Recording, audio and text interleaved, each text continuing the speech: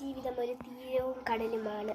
പക്ഷേ അഥവാ തിരാഞ്ഞടിക്കുകയെങ്കിലും കടലിൽ ഒന്നും സംഭവിക്കില്ല. പക്ഷേ അഥവാ ഇവർ രണ്ടുപേരും ആഞ്ഞടിച്ചാൽ തീർന്നു ജീവിതം.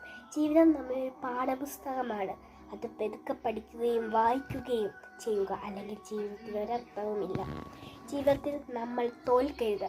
അഥവാ തോറ്റാൽ നമ്മൾ തോൽവിയിൽ നിന്നും വിജയിക്കണം. അങ്ങനെയല്ലേ നമ്മുടെ കർത്താവ് നമ്മെ മൂന്നാം നാൾ ഉയർന്നില്ലേ? പിന്നെയല്ലേ മനുഷ്യനെ ജീവിതത്തിൽ മനസ്സിലാക്കി ജീവിക്കണം ജീവിതം. അല്ലെങ്കിൽ നമ്മൾ പിന്നെ ഓർക്കുമ്പോൾ ചെയ്യാൻ പ്രായശ്ചിത്തമില്ല. ഞാൻ പറഞ്ഞത് ശരിയല്ലേ? വല്ല തെറ്റുമുണ്ടെങ്കിൽ ഞാൻ മാപ്പ് പറയാൻ തയ്യാറാണ്. നിങ്ങൾ ജീവിതത്തിൽ തെറ്റ് ചെയ്തിട്ടുണ്ടാവാം, പിന്നെ വിജയിച്ചിട്ടുമുണ്ടാവാം. പക്ഷേ ഒരു മനുഷ്യൻ്റെ കാര്യവും അങ്ങനെയാണ്.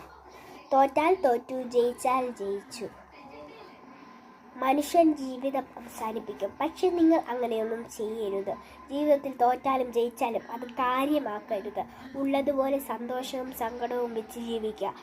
ഇല്ലാത്തത് വേണമെന്ന് ചിന്തിക്കരുത്. ഉള്ളതുകൊണ്ട് തൃപ്തി കൊണ്ടും എല്ലാവരും ജീവിക്കുക. അഥവാ എല്ലാം ഉണ്ടായാലേ ജീവിക്കുകയുള്ളെങ്കിൽ എന്ന് പറഞ്ഞാൽ നടക്കില്ലേ? ഇപ്പോൾ ഈ കാണുന്നതെല്ലാം നമ്മൾ അധ്വാനിച്ചുണ്ടാക്കിയതാണ്. അതുകൊണ്ട് ഇല്ലായ്മ, അതുള്ളത് ഉണ്ടായാലും ഇല്ലായ്മ എന്ന് പറയരുത്.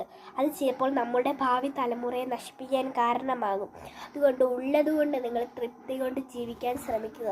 അഥവാ ഞാൻ പറഞ്ഞതിൽ എന്തെങ്കിലും തെറ്റുണ്ടെങ്കിൽ എല്ലാവരും ദയവ് ചെയ്ത് ക്ഷമിക്കണം. നന്ദി, നമസ്കാരം.